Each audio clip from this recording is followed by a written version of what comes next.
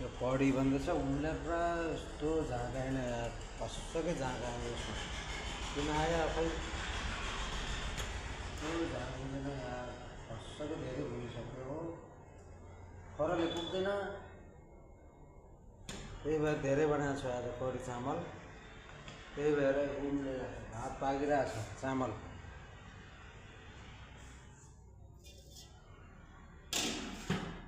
चामल बन्दैछ कडी बन्दैछ मङ्गलबारको कडी चामल यो झाँग बस्यो भने बल्ल ठाउँमा हुन्छ कि यो चलाइरहनु पर्छ यार ल्याउम्ले छ यार अचम्म पर्छु म गाह्रो छ यसो खाना बनाएर खुवाउने पनि गाह्रो छ जिन्दगीमा यस्तो रिस उठेको जिन्दगी किन स्वारेको जिन्दगी नयाँ सालको दिन यस्तो काम गर्नु पराए नयाँ साल न पुरानो साल आफूले त के गर्ने बिना स्वादै